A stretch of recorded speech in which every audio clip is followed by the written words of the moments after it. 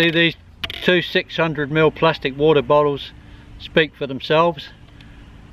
I usually have one on the back of my pack and one on my water carrier at the front, unless it's a really hot day, and then I might have two at the front and one at the back. I'll leave a link on the end screen to a video I've already done on these fly leaf water carriers. So that's what it looks like there on the shoulder harness. And as I say, if it's a very hot day, I may carry two up front. And at the back of the pack there, as I say, I'd have the one plastic water bottle on that side and my 1 litre water bottle on the other side. Okay, my 1 litre bottle here is a screw top, and that's just bought locally. So it's a fantastic bottle. It keeps really cool. So on the bottle it's got the 360 degrees neoprene insulating sleeve, which keeps the water really cool. That's why I like to just carry one of those. And also, obviously, plastic water bottles can break, puncture, but this can't. So I always take this one bottle with me. This is my 2 litre Platypus bottle, and as you can see, it hasn't got very much water in it, but it sits nice and upright like that, which is great. And as I say, that carries 2 litres of water. The top on it has got a clip like that, so you can drink straight out of that. Also, the top can come off. It's just a quarter turn on the top there, like that, and that clips over like that. I'll show you that again. So it's just a quarter turn, and then you've got a really large hole to gather water in there, and then the top, as I say, it's just a quarter of a turn, and that clips over there like that. And it's got a carry thing on the side, so you can put the carabiner on there like that, and then you can put that on the back of your pack if you need to carry extra water. That's 2 litres, this one.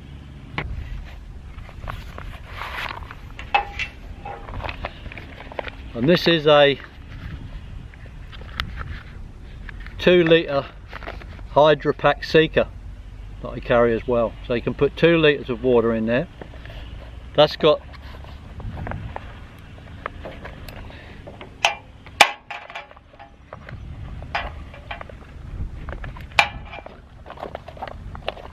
the facility for having 2 carabiners on there, so you can put that on either side of your pack. You've got that facility there, and you've also got one at the top there where you can hang it on one carabiner, which probably, this is one I use the most, that one there. This Catadine B3 1 litre bottle with a filter is central to my system, because that's what I filter all my water into the other things I've just shown you. Now this is a 1 litre. You can get a 0.6 of a litre, this 1 litre, and I believe you can get a 2 litre one as well. As I say, I don't ever try and put this in my pack or use it, and in fact it's just about impossible. But I mean, the water bottle there at the base, as you can see, this slides into my pack easily, but when you see that against the bottom of the B3 there, you can see it's very difficult to get it into your pack, and you certainly can't get it into the water holders at the front. Also, the other thing is, when it's got very little water in it flops over like that, and that makes it even harder to get it in or out of your pack or the water holder on the front.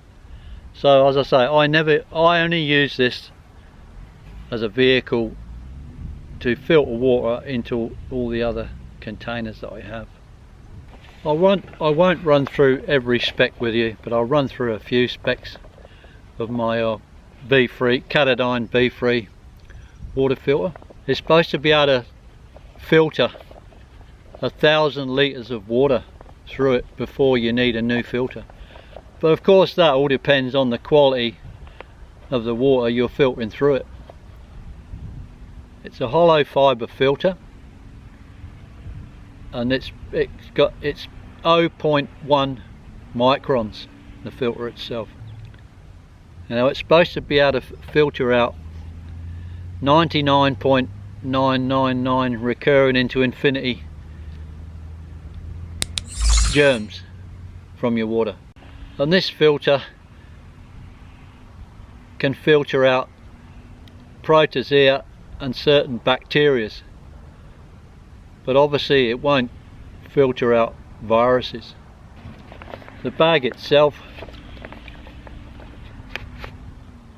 has got a no leak guarantee, BPA and PVC free.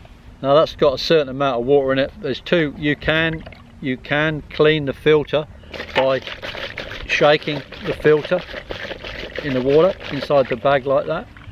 You can also take the filter off and swish it in the water like that. So that's two ways of cleaning it.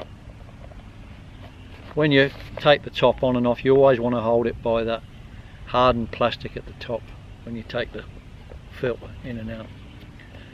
And I have read that people have had problems with this seam where the two plastics meet there, the hard and then the soft plastic. I haven't myself, but yeah, it's a great filter, and I'll show you the flow rate in a minute. But it's reasonably fragile. That's why I don't. It's not something I'm going to throw around on my pack, as I said before.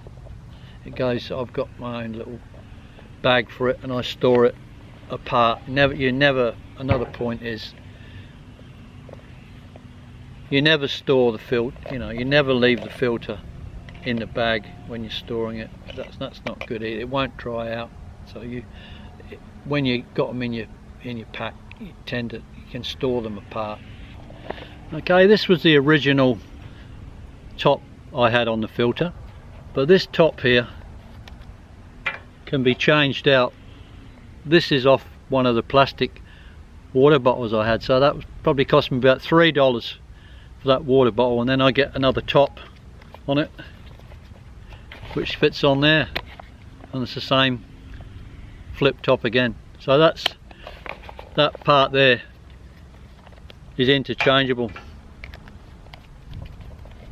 with any of that size plastic water bottle top. Now the other part here, this is a 42mm screw in top on the filter, and this 2 litre hydrapak I have has the same screw top, so the filter can fit on the hydrapak as well. And it's hardly surprising, because hydrapak make the Catadine B-free water filter. I guess the only problem is that, you know, you just can't whack the filter on top of a Nalgene bottle or any other bottle for that matter. It has to be a 42mm compatible thing. But anyway, it works okay with this hydrapak. Now obviously keeping the filter clean is massive, and I used to think once, like, running it underneath the water in the tap would clean it, but I've since discovered that that's not the case through looking at other YouTube videos and discovering it myself, that the best way to clean the filter is to get some demineralized or deionized water, not distilled water, demineralized or deionized water. And so put that in a cup and then drop the filter in there for about half an hour or so, and then just shake it clean, and that seems to keep the filter, you know, it seems to keep the speed up on the filter. So that's That's what I do anyway. So it's definitely not a good idea to rinse it underneath the tap, because the tap's got, most tap water's got a lot of minerals in it, which doesn't help the filter itself. And the flow rate on this filter is 2 litres per minute. And I'm going to go and take it over to the water and show you in real time how fast the filter is. So that's the 2 litre hydrapak bag full.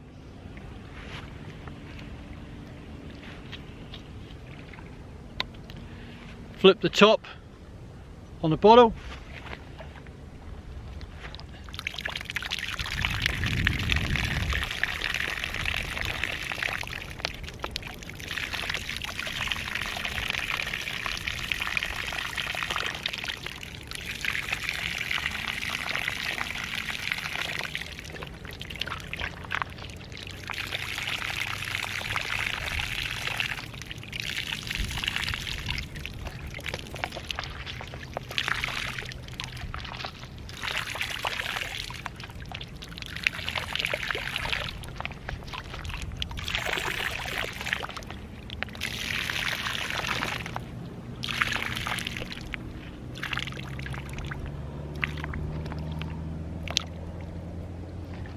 Okay, that's completely empty.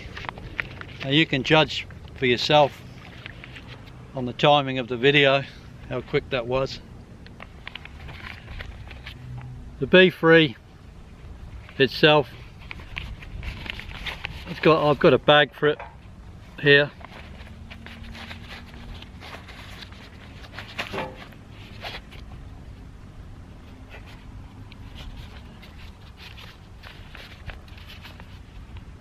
So the filter itself and the bag are stored in this little pouch. So they're never, the filter's never inside the bottle. So it helps it dry out. 2 litre Platypus water bottle and the 2 litre hydrapak are obviously only for water storage. Obviously I'm not carrying them around on the back of my pack unless I absolutely have to. I'm normally looking for water sources towards the end of the day that I can fill them up to take to camp, or I'm either at camp and I go off with those to get water either from a creek, river, stream, etc. So yeah, it's impossible to carry too much water. As you know, water, every litre weighs about 1 kilo. So you have to try and keep the weight down, obviously. Really cold conditions, the B3 filter itself, you'd probably, you'd want to keep it in your sleeping bag or in your quilt with you at night, I would think, to keep it a bit warm. It's not a good idea, obviously, for the filter to get frozen, because it's not going to work adequately.